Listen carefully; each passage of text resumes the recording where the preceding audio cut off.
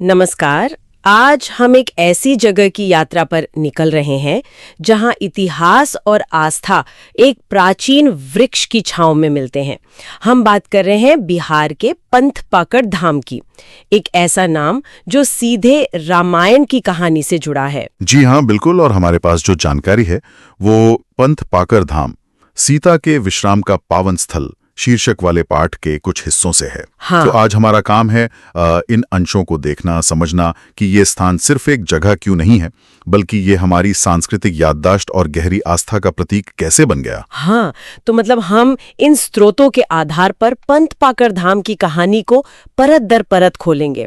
इसका नाम कैसे पड़ा, इसका क्या महत्व है और क्यों ये आज भी लोगों के दिलों में इतना जिंदा है। बिल्कुल। चलिए तो फिर सीधे उस कहानी में उतरते हैं जिसने इस जगह को ये पहचान दी है। कहते हैं कि जब भगवान राम देवी सीता से विवाह करके जनकपुर से अयोध्या लौट रहे थे, जी हाँ। तो उनकी डोली एक खास जगह पर कुछ देर के लिए रुकी थी। और वो खास स्थान वो यही है, पंथ पाकर धाम। यही घटना इस जगह की आप कह सकते हैं आत्मा है।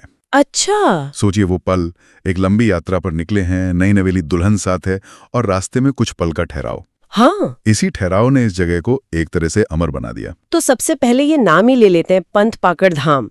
इसमें काफी कुछ छिपा लगता है ना? बिल्कुल। जानकारी क्या बताती है इसके पीछे? सिर्फ डोली रुकी थी या कुछ और भी हुआ था? देखिए, जो जानकारी है वो बिल्कुल साफ बताती है। बात सिर्फ डोली रुकने भर की नहीं है। अच्छा। जब डोली रुकी तो कहते हैं माता सीता ने वहां मौजूद एक बड़े से पाकड़ के पेड़ के नीचे कुछ देर आराम किया था। ओ। पंथ का मतलब तो हम जानते ही हैं, रास्ता, मार्ग, है ना? हाँ, यात्रा। रास्ता। और पाकड़ यानी पाकड़ का पेड़, जिसे शायद फाइकस वेनोसा कहते हैं। एक बड़ा छायादार पेड़ होता है। हाँ, पाकड़।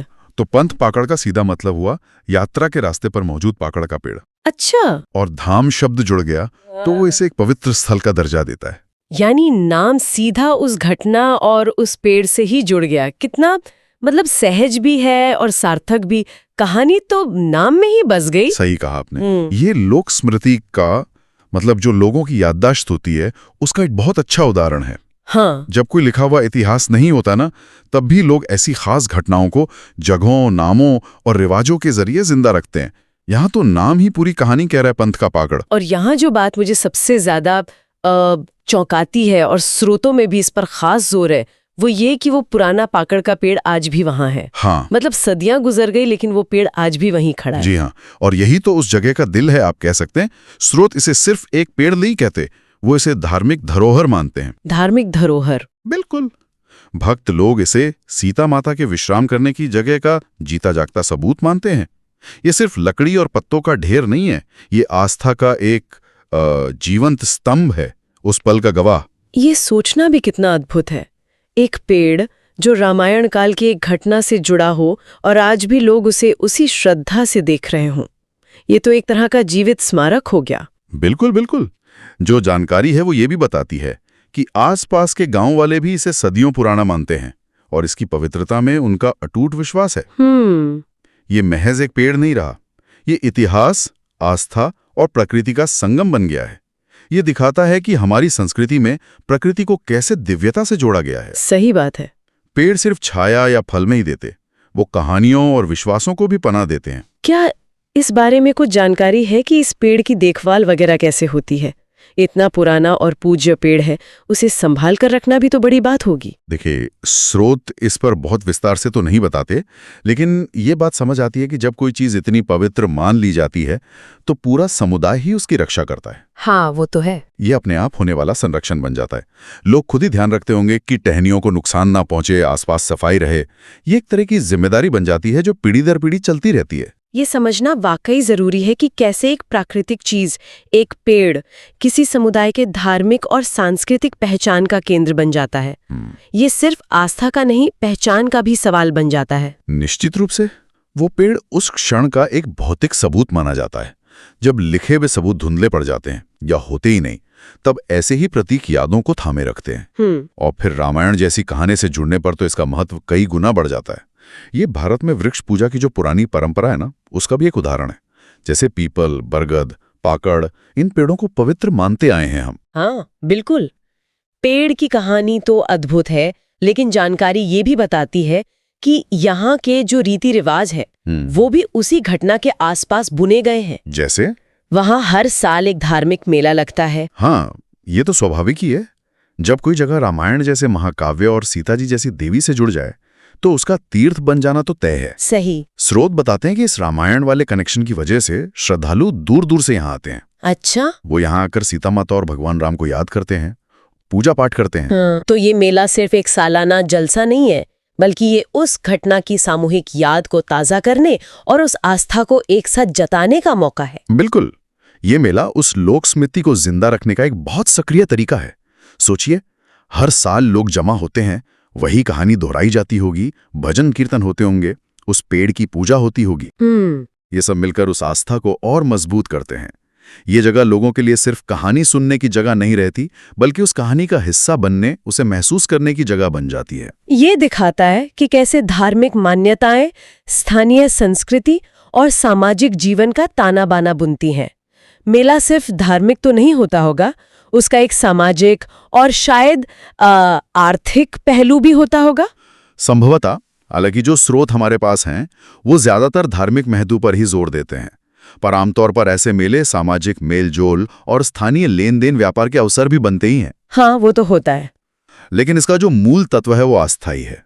ये पीढ़ी दर पीढ़ी उस कहानी और उस स्थान की अहमियत को बनाए रखने का एक जरिया है। नई पीढ़ी इन्हीं मेलों से तो अपनी विरासत से जुड़ती है। वाकई, ये जानना कि एक प्राचीन घटना आज भी इतने जीवंत रूप में मनाई जा रही है, काफी असरदार है। अच्छा, अगर कोई इस ऐतिहासिक और धार्मिक जगह पर जाना चाहे तो ये ठीक है कहाँ पर? स्रोत इसके लोकेशन के बारे में क्या बताते हैं? हाँ, स्रोत में इसका साफ उल्लेख है। ये जगह बिहार में सीतामढ़ी जनकपुर रोड पर है। सीतामढ़ी जनकपुर रोड पर? जी।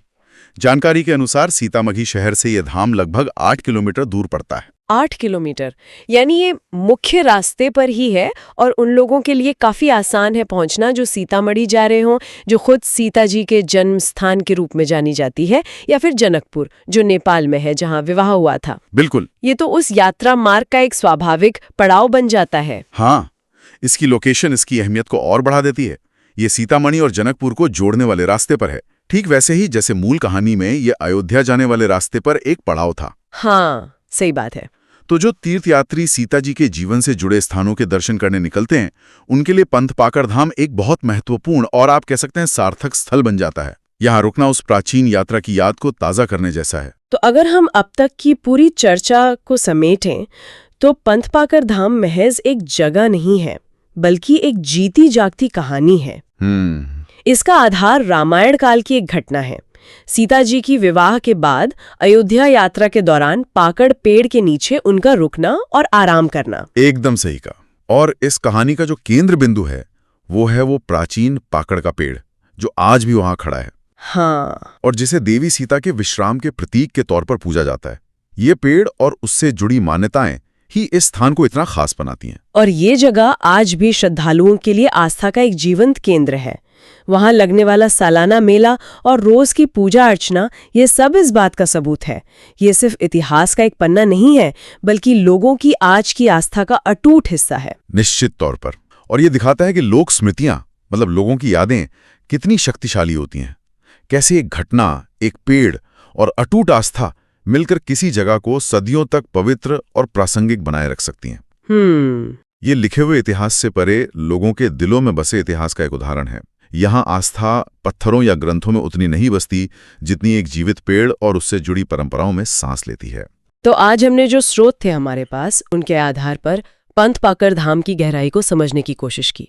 इसके नाम का मतलब, उस अद्भुत पाकड़ पेड़ का महत्व, वहाँ की जीवंत परंपराएं और उसकी लोकेशन, ये सब मिलकर एक ऐसी तस्वीर बनाते हैं जहाँ अतीत और वर्तमान एक साथ नजर आते हैं। हाँ, हमने देखा कि कैसे एक साधारण सी लगने वाली घटना यात्रा के दौरान कुछ देर एक पेड़ के नीचे रुकना, जब रामायण जैसे महाकाव्य और सीता जैसी पूज्य हस्ती से जुड़ जाती है, तो एक स्थान को कितना असाधारण बना सकती है।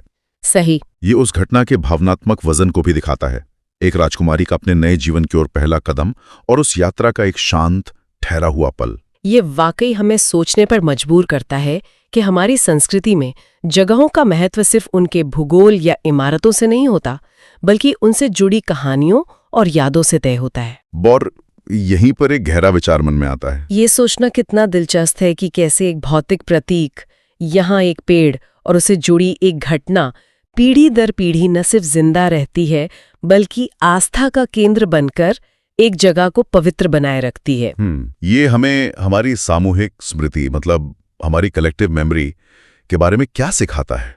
कैसे हम कहानियों को भौतिक दुनिया से जोड़कर उन्हें स्थायित्व देते हैं? हाँ, ये बात तो है। खासकर तब जब वे रामायण जैसी गहरी सांस्कृतिक और धार्मिक कथाओं से जुड़ी हों, जिनका असर करोड़ों लोगों पर है। और फिर ये सवाल भी उठता है कि पंथ पाकर जैसे और कितने ही स्थानीय धाम होंगे, सही, जिनकी अपनी अनोखी कहानियां होंगी, जो शायद बड़े राष्ट्रीय स्तर पर उतनी जानी पहचानी ना हो, लेकिन वो स्थानीय स्तर पर उसी शिद्दत से जी जाती हैं और उस इलाके की सांस्कृतिक बुनावट को और मजबूत करती हैं। बिल्कुल। इन गुमनाम या कम ज्ञात कहानियों में हमारी सामूहिक विरासत का कितना बड़ा हिस्सा छिपा हो सकता है, ये सोचने वाली बात है।